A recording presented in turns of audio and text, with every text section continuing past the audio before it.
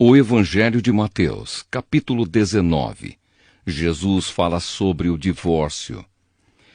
Depois de dizer isso, Jesus saiu da Galiléia e foi para a região da Judéia, que fica no lado leste do Rio Jordão. Uma grande multidão o seguiu e ali ele curou os doentes. Alguns fariseus chegaram perto dele e, querendo conseguir alguma prova contra ele, perguntaram: será que pela nossa lei um homem pode, por qualquer motivo, mandar a sua esposa embora? Jesus respondeu: por acaso vocês não leram o trecho das Escrituras que diz: no começo o Criador os fez homem e mulher? E Deus disse: por isso o homem deixa o seu pai e a sua mãe para se unir com a sua mulher, e os dois se tornam uma só pessoa. Assim já não são duas pessoas, mas uma só. Portanto, que ninguém separe o que Deus uniu. Os fariseus perguntaram: nesse caso, por que é que Moisés permitiu ao homem mandar a sua esposa embora se dera a ela um documento de divórcio? Jesus respondeu: Moisés deu essa permissão por causa da dureza do coração de vocês. Mas no princípio da criação não era assim. Portanto, eu afirmo a vocês o seguinte: o homem que mandar a sua esposa embora, a não ser em caso de adultério, se tornará adúltero se casar com outra mulher. Os discípulos de Jesus disseram: se é esta a situação entre o homem e a sua esposa, então é melhor não casar. Jesus respondeu: este ensinamento não é para todos, mas somente para aqueles a quem Deus o tem dado. Pois há razões diferentes que tornam alguns homens incapazes para o casamento. Uns porque nasceram assim, outros porque foram castrados, e outros ainda não casam por causa do reino do céu. Quem puder, que aceite este ensinamento. Jesus e as crianças. Depois disso, algumas pessoas levaram as suas crianças para Jesus pôr as mãos sobre elas e orar. Mas os discípulos repreenderam as pessoas que fizeram isso. Aí ele disse: deixem que as crianças venham a mim e não proíbam que elas façam isso, pois o reino do céu é das pessoas que são como estas crianças. Então Jesus pôs as mãos sobre elas e foi embora. O moço rico. Certa vez um homem chegou perto de Jesus e perguntou: Mestre, o que devo fazer de bom para conseguir a vida eterna? Jesus respondeu: por que é que você está me perguntando a respeito do que é bom? Bom só existe um. Se você quer entrar na vida eterna, guarde os mandamentos. Que mandamentos? Perguntou ele. Jesus respondeu: não mate, não cometa adultério, não roube, não dê falso testemunho contra ninguém, respeite o seu pai e a sua mãe e ame os outros como você ama a você mesmo. Eu tenho obedecido a todos esses mandamentos, respondeu o moço. O que mais me falta fazer? Jesus respondeu: se você quer ser perfeito, vá, venda tudo o que tem e dê o dinheiro aos pobres, e assim você terá riquezas no céu. Depois venha e me siga. Quando o moço ouviu isso, foi embora triste, pois era muito rico. Jesus então disse aos discípulos: eu afirmo a vocês que isto é verdade. É muito difícil um rico entrar no reino do céu. E digo ainda que é mais difícil um rico entrar no reino de Deus do que um camelo passar pelo fundo de uma agulha. Quando ouviram isso, os discípulos ficaram muito admirados e perguntavam: então, quem é que pode se salvar? Jesus olhou para eles e respondeu: para os seres humanos isso não é possível, mas para Deus tudo é possível. Aí Pedro disse: veja, nós deixamos tudo e seguimos o Senhor. O que é que nós vamos ganhar? Jesus respondeu: eu afirmo a vocês que isto é verdade. Quando chegar o tempo em que Deus vai renovar tudo e o Filho do Homem se sentar no seu trono glorioso, vocês, os meus discípulos, também vão sentar-se em 12 tronos para julgar as 12 tribos do povo de Israel. E todos os que, por minha causa, deixarem casas, irmãos e irmãs, pai, mãe, filhos ou terras, receberão 100 vezes mais e também a vida eterna. Muitos que agora são os primeiros serão os últimos, e muitos que agora são os últimos serão os primeiros. O Evangelho de Mateus, capítulo 20. Os trabalhadores da plantação de uvas. Jesus disse: o reino do céu é como o dono de uma plantação de uvas, que saiu de manhã bem cedo para contratar trabalhadores para sua plantação.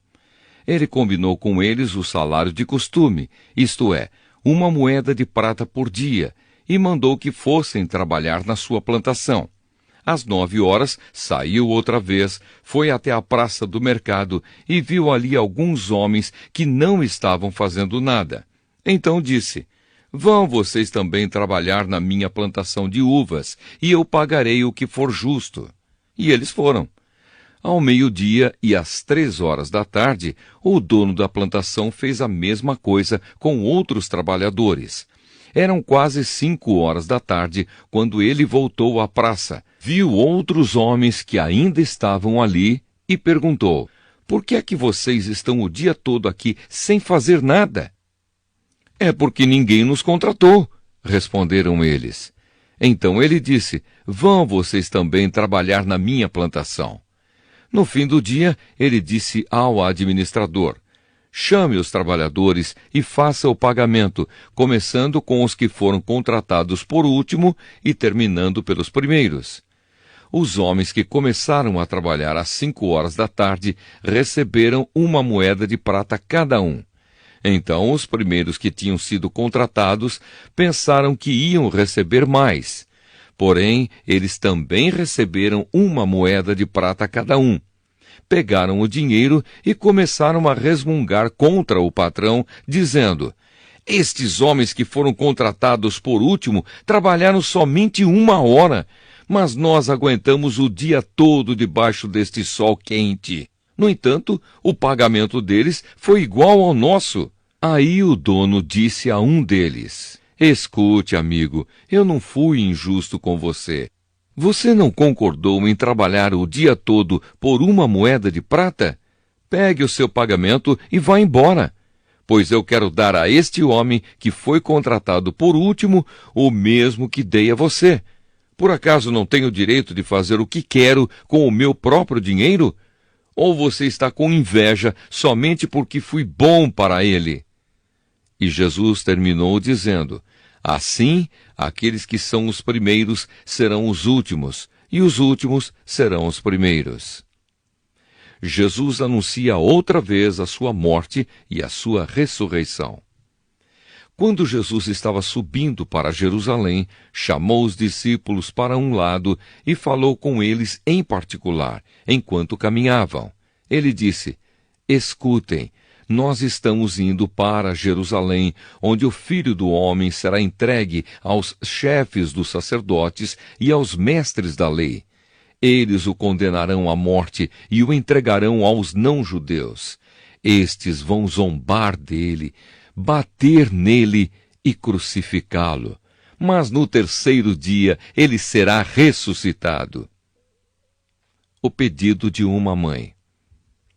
Então a mãe dos filhos de Zebedeu chegou com os seus filhos perto de Jesus, curvou-se e pediu a ele um favor.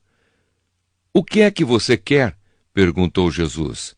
Ela respondeu: prometa que, quando o Senhor se tornar rei, estes meus 2 filhos sentarão à sua direita e à sua esquerda. Jesus disse aos 2 filhos dela: vocês não sabem o que estão pedindo. Por acaso vocês podem beber o cálice que eu vou beber? Podemos, responderam eles. Então Jesus disse: de fato, vocês beberão o cálice que eu vou beber, mas eu não tenho o direito de escolher quem vai sentar à minha direita e à minha esquerda, pois foi o meu Pai quem preparou esses lugares, e ele os dará a quem quiser. Quando os outros 10 discípulos ouviram isso, ficaram zangados com os 2 irmãos. Então Jesus chamou todos para perto de si e disse: Como vocês sabem, os governadores dos povos pagãos têm autoridade sobre eles, e os poderosos mandam neles. Mas entre vocês não pode ser assim. Pelo contrário, quem quiser ser importante, que sirva aos outros. E quem quiser ser o primeiro, que seja o escravo de vocês. Porque até o Filho do Homem não veio para ser servido, mas para servir e dar a sua vida para salvar muita gente. Jesus cura 2 cegos. Quando Jesus e os discípulos estavam saindo de Jericó, uma grande multidão seguia Jesus. 2 cegos, sentados na beira do caminho, ouviram alguém dizer que ele estava passando e começaram a gritar: Senhor, filho de Davi, tenha pena de nós! A multidão os repreendeu e mandou que calassem a boca, mas eles gritaram ainda mais: Senhor, filho de Davi, tenha pena de nós! Então Jesus parou, chamou os cegos e perguntou: O que é que vocês querem que eu faça? Senhor, queremos poder enxergar, responderam eles. Jesus teve pena dos cegos e tocou nos olhos deles. No mesmo instante, eles puderam ver e então seguiram Jesus.